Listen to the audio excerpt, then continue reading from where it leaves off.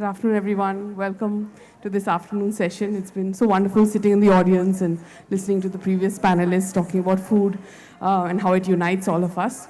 And very happy to be here today, this afternoon, with Anuradha Kapoor, Sharda, Ugra, and Ghazala, Wahab. And we'll be talking about Iran's recent protests and how it connects to our situation back home. And we're talking about the Zendagi, Azadi protests that are going on from September last year and carrying on even up till now.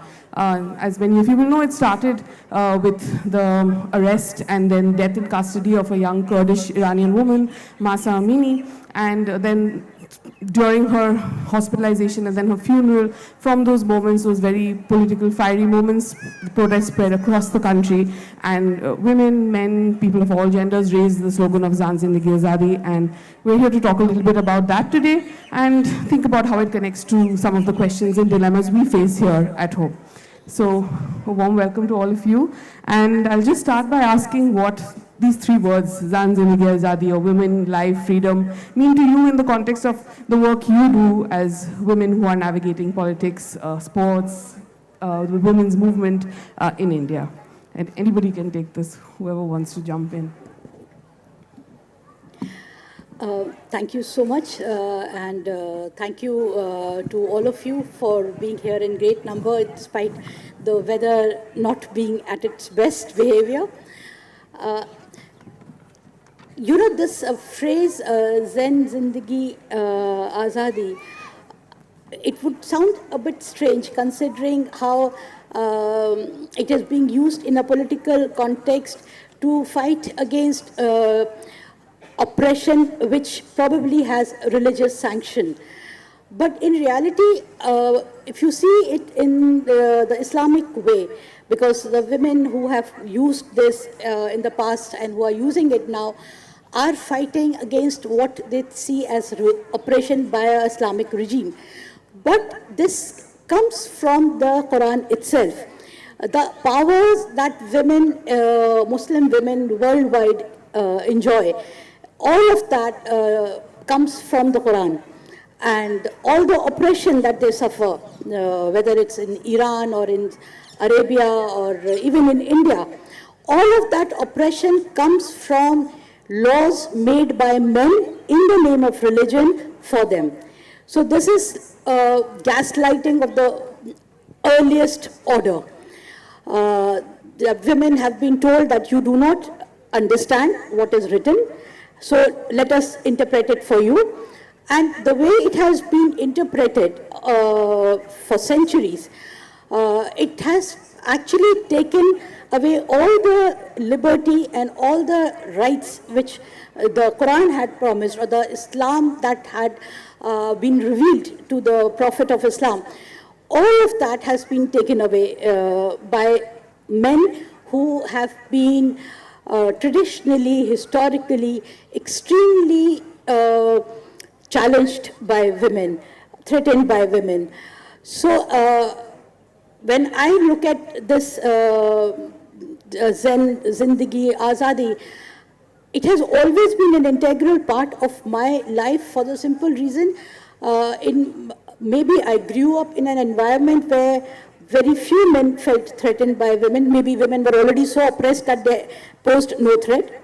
That could also be the case. But the kind of introduction I had to my religion, I always learned that all that we enjoy, or all that the equality that men and women or parents were giving to their sons and daughters in the family, this all comes from the religion itself. There's nothing extraordinary in this. So it has been an integral part of my growing up. Thank you for that. Thank you, and thank you all for being here. For me, I think Zendagi Azadi really rings a bell, because for the last 30 years I've been working to fight for women, for their lives, for their rights, and for their freedoms. So to me, it's something that really kind of encapsulates the work that I've been doing over the last 30 years. And at the same time, if we look at the fact that the word Azadi in our movement, we have used it in the women's movement to ask for Azadi from patriarchy, from sexual abuse, from violence, from all the oppressions that women face. And it was very interesting because I was looking at the Instagram and the way they were using the word Azadi, even in Iran right now, it's funny how the tenor, in the way they said it, was exactly the same. So it's like, the rights of women around the world, women are fighting for them. It's a commonality. It doesn't matter whether it's India, it's the US, it's Australia, or whether it's Iran or the Middle East. Everyone's fighting for their rights because nowhere in the world are women free, have equal rights, or the life to lead, the right to lead their lives, with dignity and in the way they want it to be. So it's an extremely personal, phrase for me. And I think it You really... also told me a story about how this phrase entered the women's movement. Do you want to share that in brief? In India, it was actually the Azadi phrase was very interesting because Kamla Bhasin, a lot of you must know her. She was an extremely well-known women's rights activist. She passed away 2 years ago. And she had gone to Pakistan. And Pakistani women, about 30 years ago, were using this slogan in Pakistan for their, in their protests. And so she came back with the Azadi slogan. And now that slogan has been adopted even politically. And you'll hear, even political rallies talking about Azadi. And it has also been, misinterpreted, like when we say Azadi, we're not saying Azadi from our country. We are saying Azadi from oppression, from violence, from all of the things that keep women behind, or from poverty, or from, from unemployment. So the Azadi slogan has been adapted in many ways across the country, and by many players. It's no longer a women's movement nara. It's been adopted by everybody. And the tenor of it, I was just shocked to see that it was exactly the same thing in Iran. Absolutely, which is why I guess it resonates with us so much. There have been so many ways in which people in Iran have protested over the last many decades, but this has really resonated across the world. Sharda. So when you heard about it, Zendagi, Azadi, it was sort of inspirational, and a lot of it then gets connected through the work that I do in sport is through the body.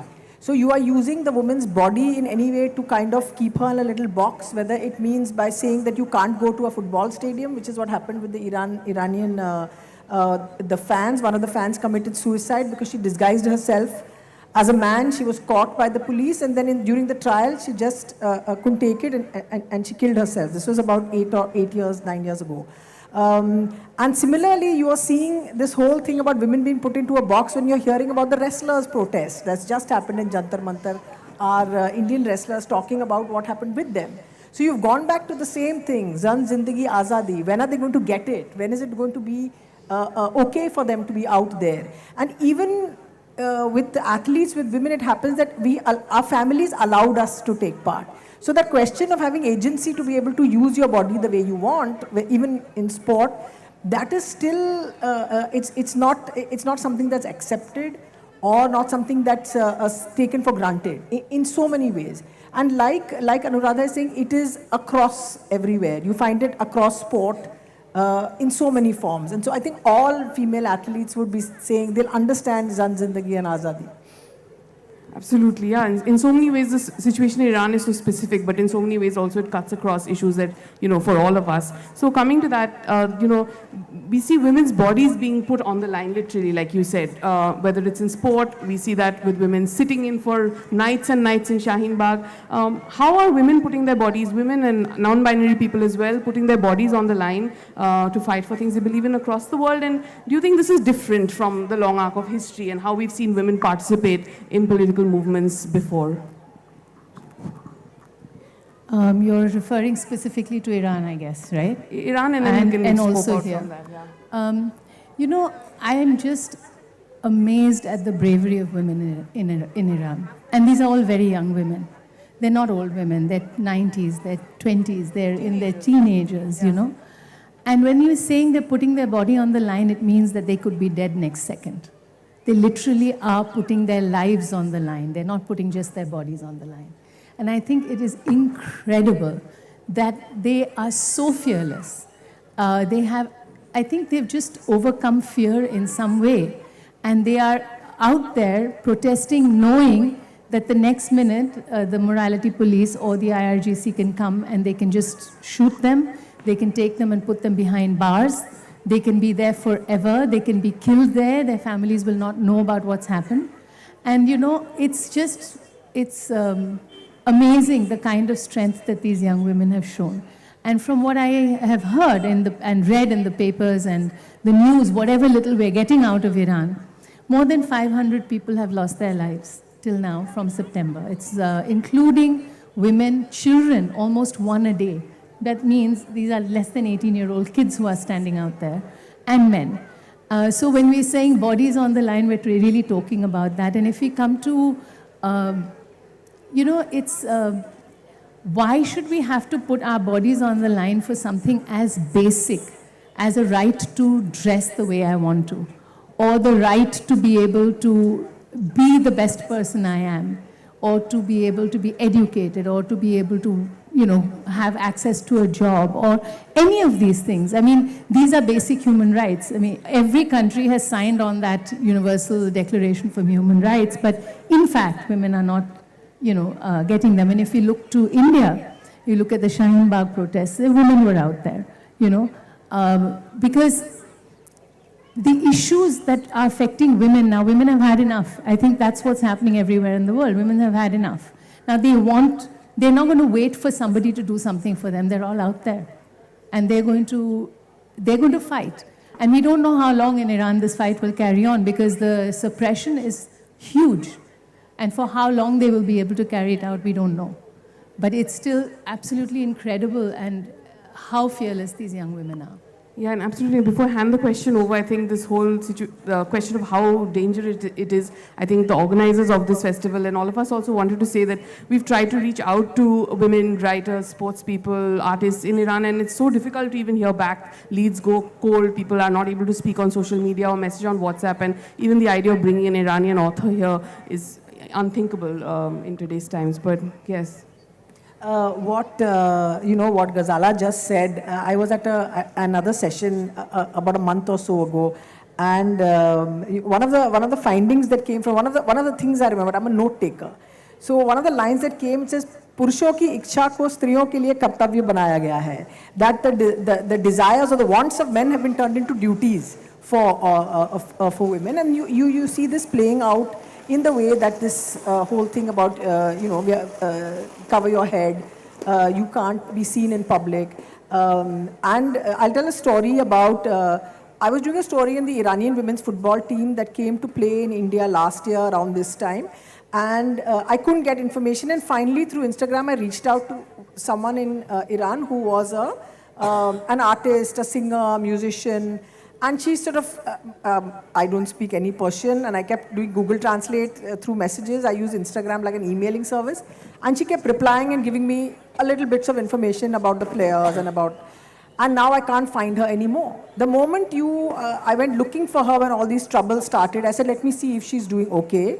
And I said, can I take your name? Can I say something? Can I change your name? She said, just don't. I'll just tell you whatever you want to hear. And now she's gone.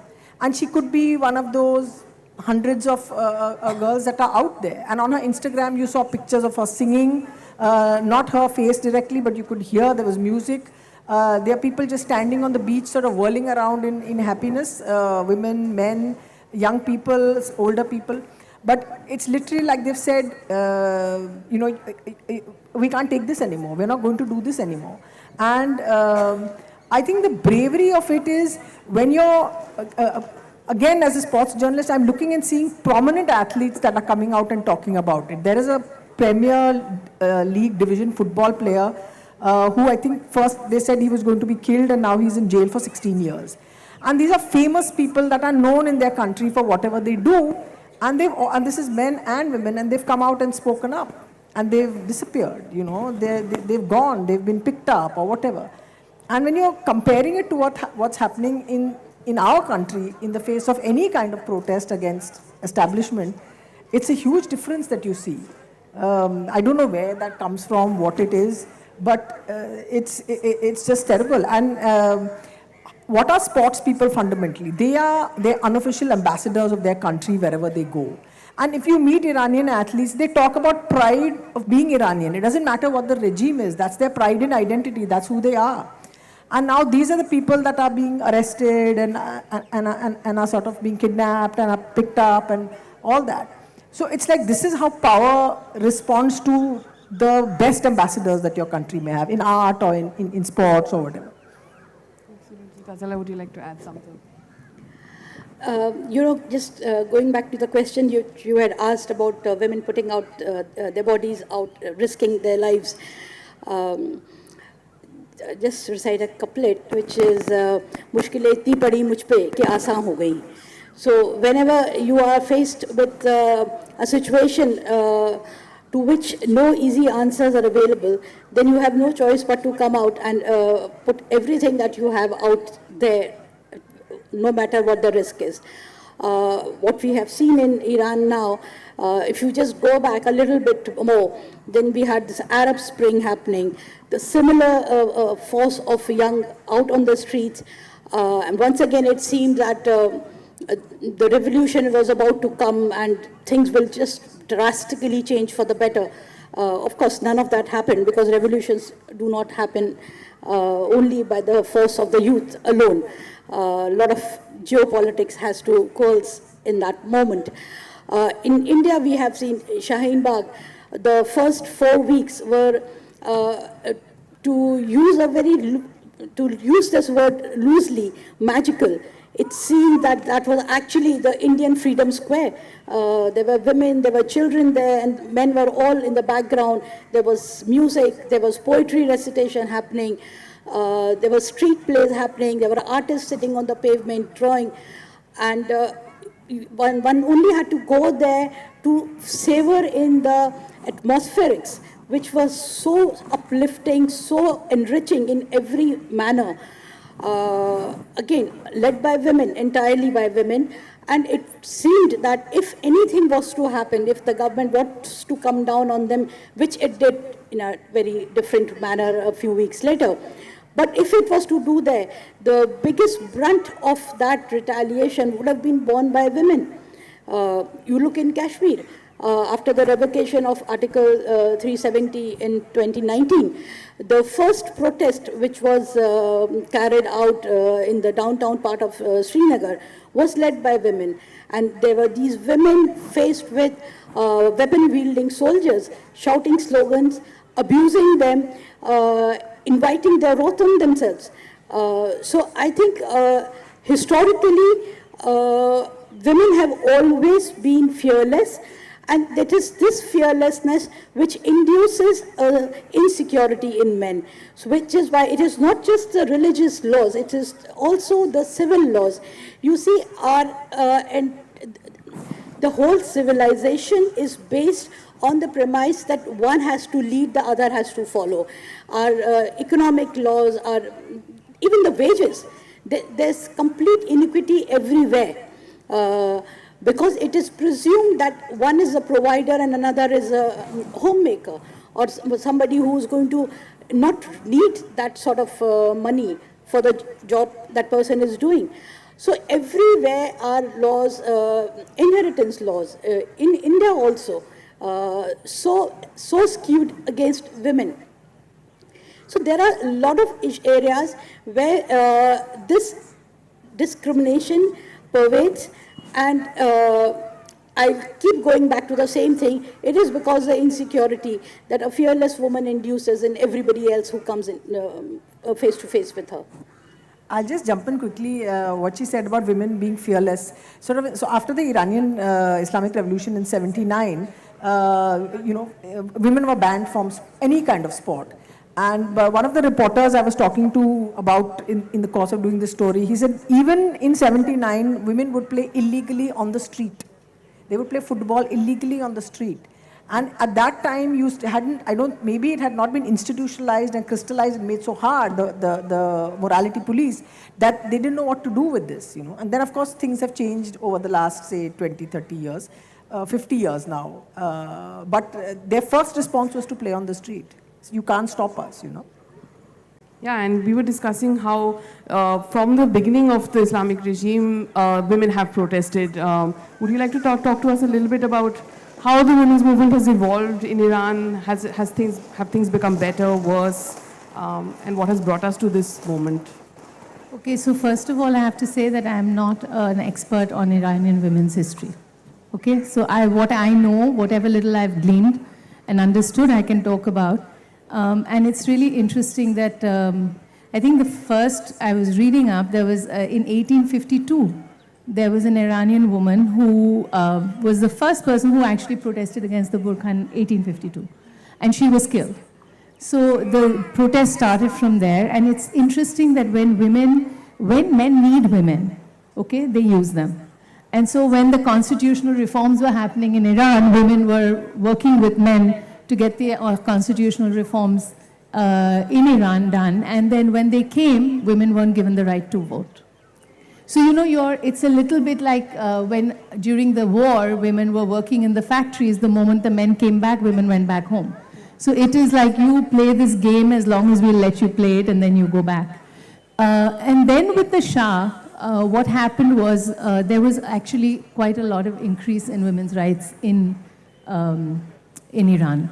And so they got the right to vote in 1963. They got family laws in 1975, where the right to divorce became easier, the right to custody of children became easier, polygamy was reduced in some form, and they also got the right to hold public office. So there were many rights that happened, and also education was a big thing. Women wanted to be educated, so you had almost 33% of women, I think more than that, who were educated, who were above 6 years of age. And a lot of women were sent abroad to get educated. They came back, and then they were in all disciplines. They were in the judiciary, they were in the police, they were in parliament, in cabinet. So there was a lot of things going on, but there was also another problem. See, this business of the hijab is a very contested one, and I'm sure, Ghazala, you'll also talk about it. It's contested everywhere, and it also differs from place to place. You have to take into account what the context of that particular place is. And in Iran, at that time, women were veiled, but the Shah brought out a law which made it compulsory for them to unveil. So it was like, it's not like if I wish to veil, I can. Now if I go out in public, I cannot veil. So their veils were being taken off. So it is like, if I want to, I can't. You're telling me not to. And now they're fighting to say, we don't want it. But so there is this history of going back and forth in the history of Iran. So that is, you know, what happened. In 1979, when the Islamic Revolution came, women were led to believe, and all the left parties and all of the liberals and the intellectuals believed that the country was going for a democratic reform. They did not realize they were being taken in for an Islamic state. But within 2 days of the Ayatollah coming into Afghanistan, into Iran, he brought in the mandatory burqa law. And the women were the first people to protest. They were out on the streets and saying, no, we are not going to accept this. At that time, the left leaders actually told them that in order to make sure that the revolution survives, don't rock the boat. Yeah, so women had to give up their rights in the larger good of society, and that is what happens in all our countries. Even in India, if we look at it, women are being told, you need to control yourself so that the community honor is maintained. Or you cannot go out because this is not part of our culture. Women are the bearers, for some reason, of culture, of everything that the community holds dear. Men have no responsibility towards the community. It is all about women. We have to dress properly. We have to be able to, behave in our movements are circumscribed, but not men's. And I think that is the problem. And from the 1979, there is all this footage of women marching and then men standing on the sides and saying, traitors, traitors, you're supporting the US and their thing. But now we see images of men marching alongside women and people, non-binary people marching alongside. So have things, do you feel like this time is different, or is there something that, and we're sitting so far away, so it's hard to tell sometimes, but in the world of sports, in the world of politics, or in the women's movement, what do we feel? What Anuradha is saying is really interesting, that that the Iranian women had to sort of give up what they were fighting for, because I read this somewhere saying that, look, the Iranian revolution in '79 was not about Islam or modernity or whatever. It was against the women. The entire revolution was basically geared towards putting the women back at home. And this whole thing of you cannot wear a veil is like what Tata did in Turkey as well. He did exactly the same thing and said that that's what you should do. I don't know if it's any different because, you're not informed about Iran in the way that you can be. You will have to sort of reach out and ask people.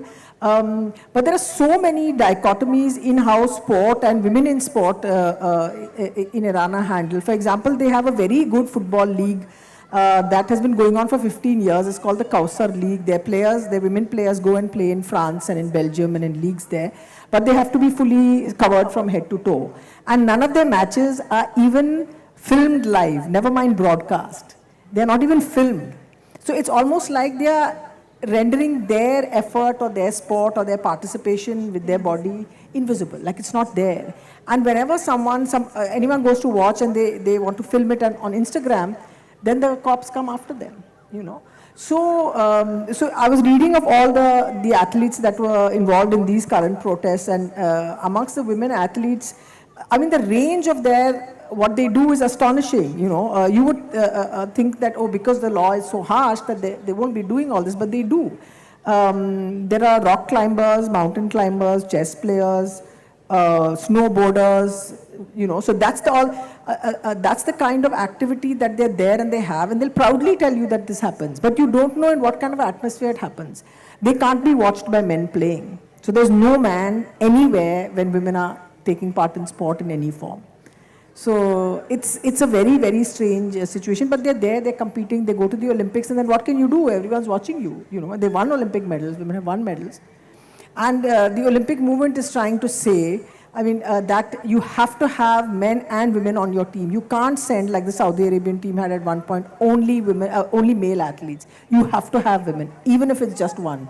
You have to have it. So there's this pressure as well, and because sport is this big sort of soft power thing that countries use, you do see Saudi Arabian women from sort of conservative countries coming up and competing, but then you're wondering if it's just token, or if it's, that they can't be seen in their own country by their own people. And in the World Cup, this issue of the protest came up very strongly in the World Cup as well with the Iranian football team. Could you talk a little bit about that? The Iranian football team refused to sing the national anthem. And unfortunately, they lost that day, so it became, that's why you lost. And it became a gesture. And there were Iranian fans in the stands in Qatar. They were all wearing the Zendagi, Azadi. They had T-shirts. And the women amongst them felt that they were being watched by spies in the crowd that had come after them. And these are women that are living outside Iran. They don't even have to go back there, but they're just so terrified of what can happen. At the same point, there was a beach football team that played a men's team that played a beach football tournament in UAE around the same time. And they didn't sing the national anthem too. They refused to sing it. So it's almost like that spread has been huge. But how are you going to fight this against this huge, hard line, heavily militarized, almost anti-woman sort of force that is set up every time? This is a very open-ended question. I don't think any of us have the answer to this, and I know, there's nothing to be based in fact, but what's the best case scenario? What's the worst case scenario? Where do women in Iran go from here? I know none of us really know this, but just wondering out loud, I guess, or thinking out loud. I don't think we have an answer to that, but there have been, as I said, protests even after '79. Women have come together, they have protested. There have been women who've taken off their hijab and, protested, got killed. There have been these movements called I think it was called the White Wednesdays campaign, where women were wearing white hijabs and then photographing themselves and putting them out on social media. So all of this has happened over time. Almost 10 years, you will find something happening. But the brutal repression that you get from the state, I mean, it's very difficult for an ordinary citizens group to counter that. And they are not people who are scared of killing. They're not people who are scared of just taking people and putting them in prison. More than 18,000 people have been put into prison. Yeah. You know, it's, so how do you, the might of the state is very difficult to deal with. So I don't really know where this is going. The difference, of course, is men are also involved, but there is no clear leadership. They don't have a clear plan. So I don't know. I mean, it's very sad. And the thing is, there's so many lives lost. You want something to happen. You want something to shift. And so one of the things that I've been seeing is that the Iranian diaspora has been very active and asking governments around the world to sanction Iran so that these sanctions may create some sort of pressure. And I think the European Parliament 2 days ago were debating that they should be calling the IRGC, which is the army of the Iranian state, a terrorist organization. And so we don't know what's going to happen as a result of that, because Iran is not going to sit back. They also have power. They're also hand in glove with Russia and with China. And so we don't know what's going to happen. It's the power of the state, and you have a whole bunch of people who just are fed up and saying, and these are young people who have nothing but their dreams. And we don't know where it's going to head. You know, I am going to say something which is not part of this discussion at all. A lot of people in Iran, and I'm not talking of the protesters, believe that the protests were spontaneous when they started, but thereafter they have been fanned and supported by vested interests who want a regime change in Iran. Now, if this is true, and it's not difficult to imagine who these vested interests are who want a regime change in Iran and who have been trying a regime change in Iran for the last many years. Iran has been one of the most sanctioned countries in the world.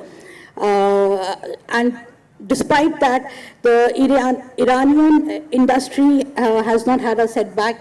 Iranian defense industry, and I'm talking especially of defense because that is my background, because I am a defense journalist. It has not suffered any setback despite very crippling sanctions. There have been sanctions on Iranian ability to export fuel. So all of this has not worked.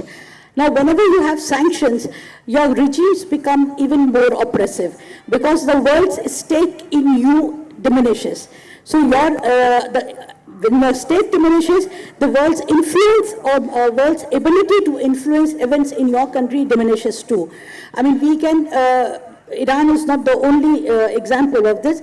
We saw this when the Taliban were in power before 9/11. When the world was sanctioning Afghanistan and had completely stepped back. Nobody had any idea what was happening in Afghanistan. So it is very important that instead of taking measures or thinking of measures which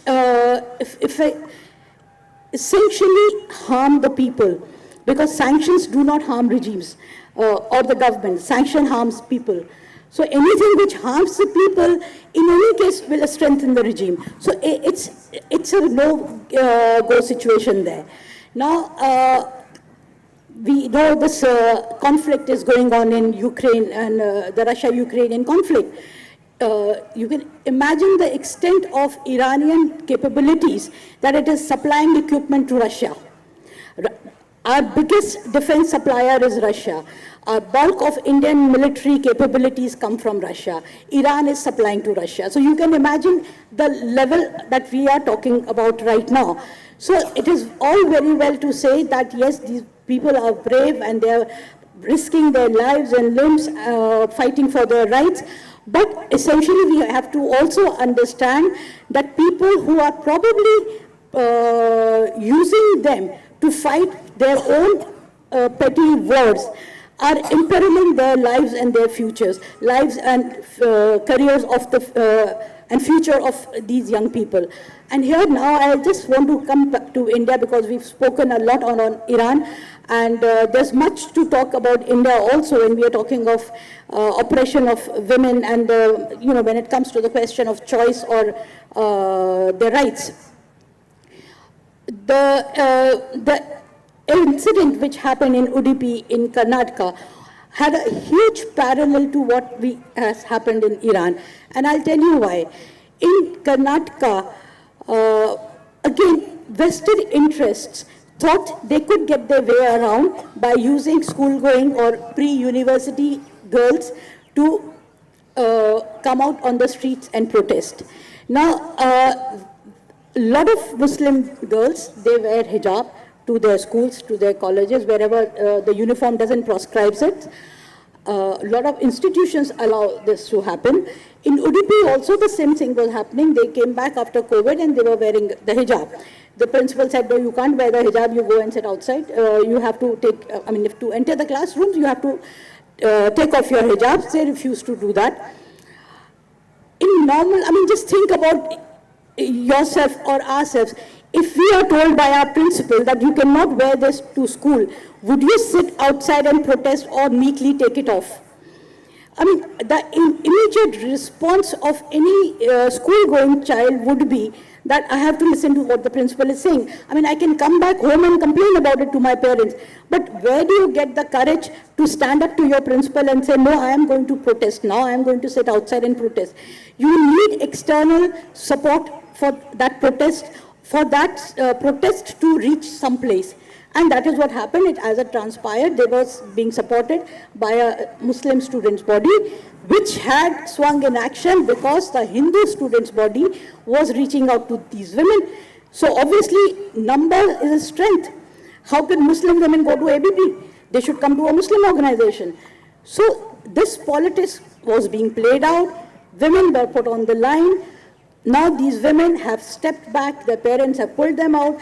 Everybody can go and shout and scream. Feminists and like me can go and scream and say, no, how can you stop women from wearing their hijab? It's their right to wear hijab.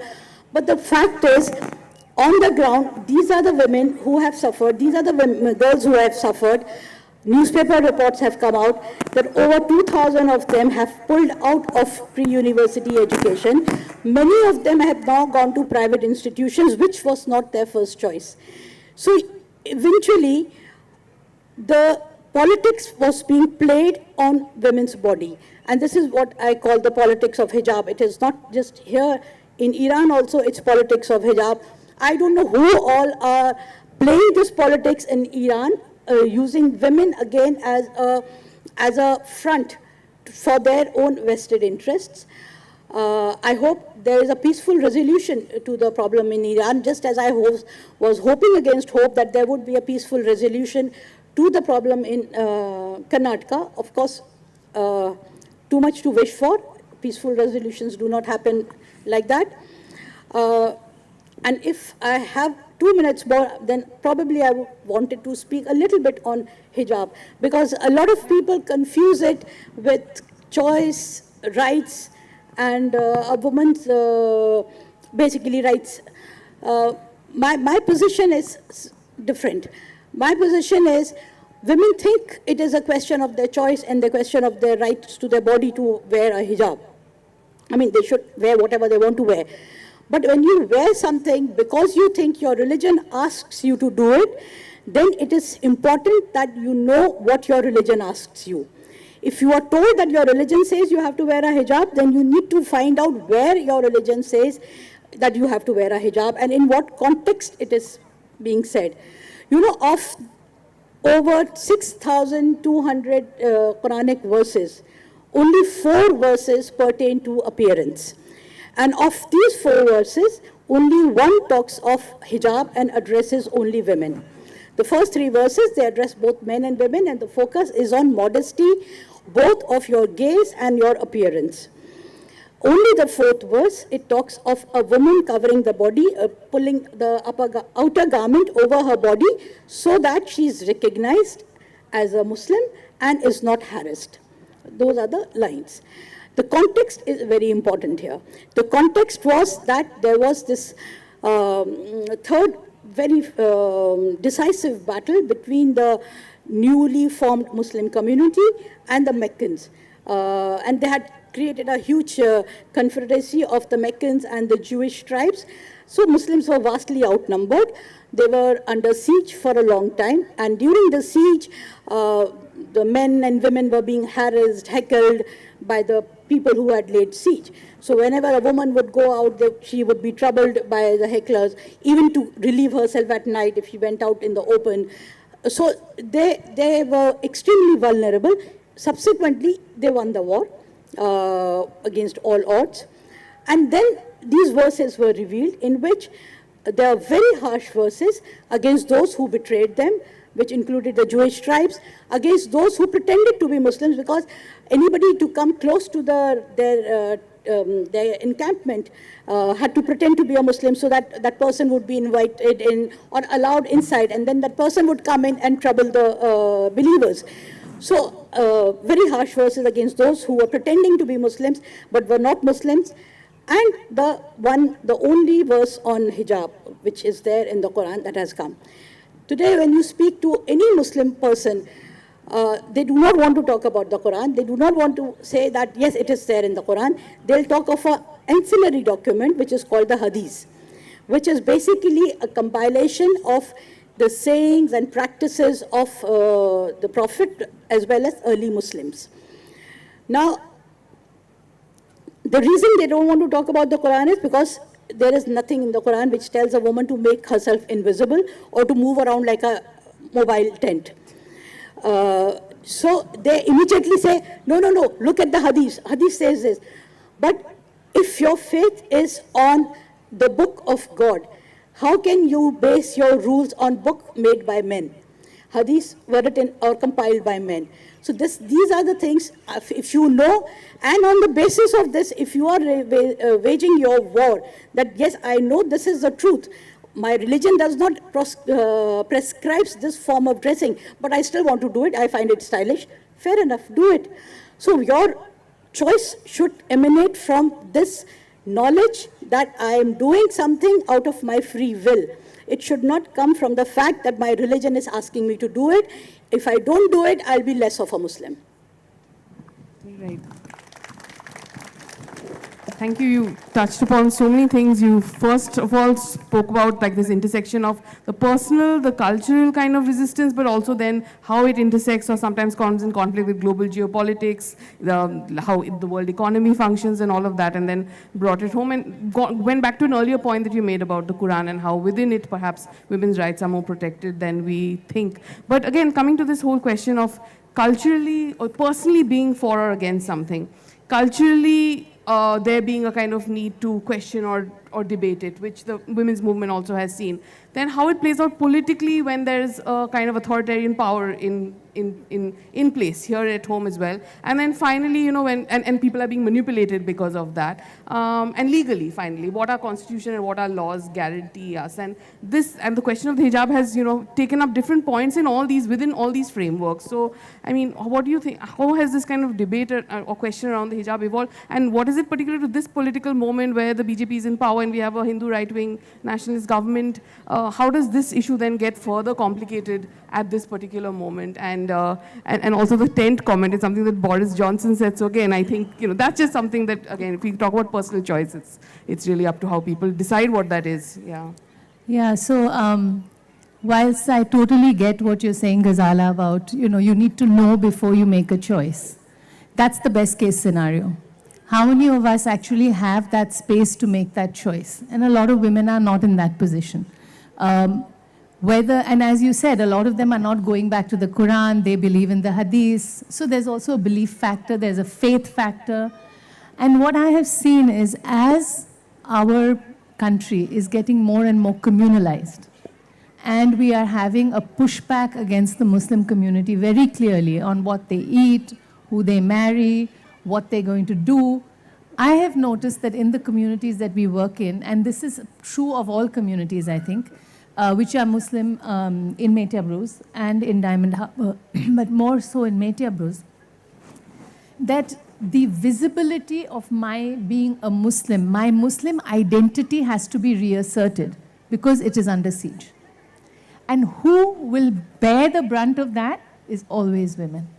So within that community also, women are being made to wear the burqa, and we are seeing that young girls whose mothers and grandmothers never wore the burqa, never wore the hijab, are now wearing it. So it has become like we have to show the community that the community has to show that it exists and it needs to make itself visible. I used to live in Park Circus and about 20 years ago. And we were the only Hindu family in that entire area. Not a single Muslim girl ever wore a burqa, hijab, nothing. 2002 riots happened. There was a huge migration of Muslims from Gujarat. And suddenly, the burqas appeared. So it is also when your identity is under siege, then the community makes women the bearers of that identity. But do women have no agency in that process? And they have no agency in that process. They don't. The thing is, you can't say they don't have. Yeah. But the thing is, when you're going to use faith as something, even now what I'm seeing, groups of women who we were working with over the last 10 years, who were fighting for their rights within their homes, are now being called to little groups of where they're talking about faith. And now they're having to choose between their rights and their faith, what they consider their faith. So where are women placed here? You're using women, this whole business of using women and their bodies by communities, whether it is the majority community or whether it is the minority community, it's happening. And women end up bearing the brunt of it. So I think, and within the community itself, from what I've seen, there are many women who have fought not to wear the hijab. And now when there is a fight to wear the hijab, where do they stand within their own community? Because then the community is saying you're not enough of a Muslim if you don't wear the hijab. So it is very complicated. It's more, I feel it's about taking away the right of a woman to decide for herself. And that is the problem. Whether or not I wear it, under what context I wear it, why do I need to wear it? A lot of young women in Metia Bruce tell me that they wear it because it gives them mobility, otherwise they won't be able to step out of their houses. That's a tool that they're using. They don't believe in it, but they're doing it because this is a tool of getting out. It's really sad that they're in a situation where they have to make this the tool, right? But that's what is happening, that women's bodies are being used in the communities in this way. And in today's India, I think more and more we will see this assertion of identity through the bodies of women. The funniest part about identity is that Islam has no identity for its believers. Unlike Sikhs, where identity has been prescribed, and all Sikhs, believing Sikhs all over the world would look the same. But if you go to Indonesia, you will find Muslims dressed differently. You go to Europe, East Europe, where you have indigenous Muslim community, they dress differently. Here in Indian subcontinent, again, very different attire. Arabia, again, very different attire. So there is no prescribed identity. So when we say that a persecuted community is looking for identity to assert their religion, I really do not know if this is something which we should condone, because this identity is also one which has been imposed on them by a select group of people, select group of ulama who thought that they know better, so they can tell you how you should dress up to look like a Muslim, because there is no such thing as looking like a Muslim. You could wear anything and be a Muslim, because the only identity you have to wear is modesty and not drawing attention to your body. That is it. So I don't know how or why anybody or why I should feel that, okay, Muslims are persecuted, so okay, ignore this bit, and once they are confident, they'll break free of this. Nobody breaks free of anything once they are confident also, because once something becomes part of your habit, then habits are difficult to break. I think I'm not saying I'm condoning it. What I'm saying is we're trying to understand why it's happening. And I'm seeing it happen with women who have never worn a burqa or what is it called, a chador or anything. They're wearing it now.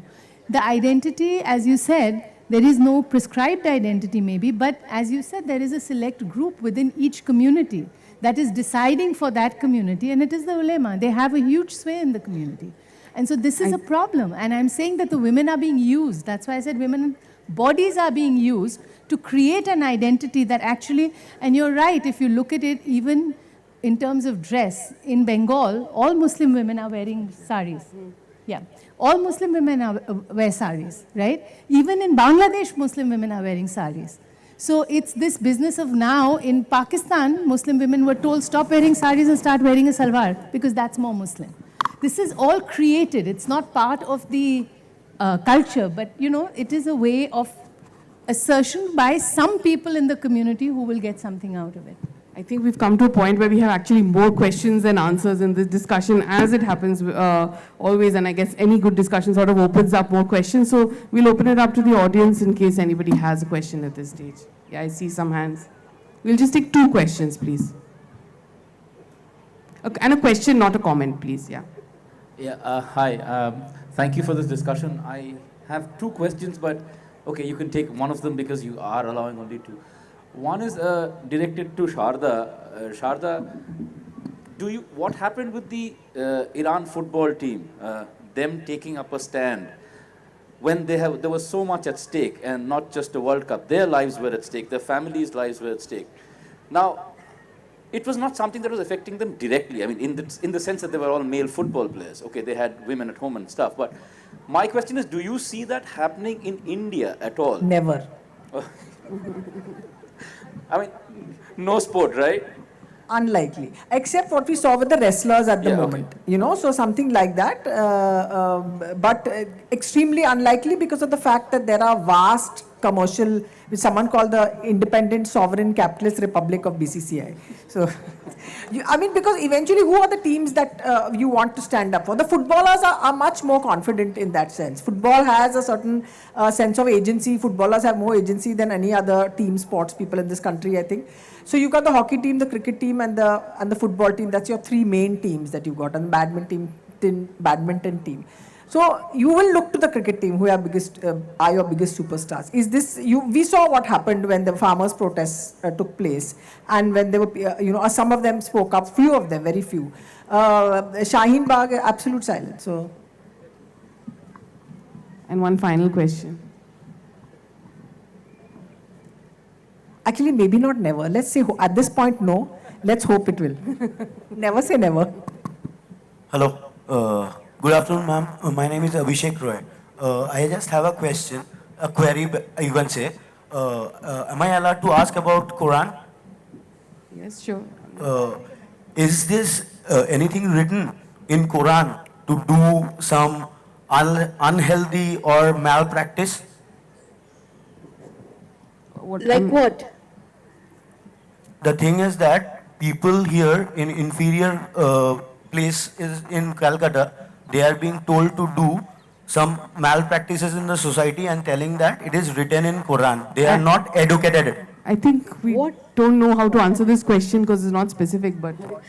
Okay, I don't know what malpractices you're talking about, but just think for yourself, how can any religion ask its followers to do anything which is illegal or bad? Why will people follow that religion? Religions are supposed to give you some sort of a feel-good feeling. It's supposed to emancipate you. So if this is happening, I don't know what it is about. All right.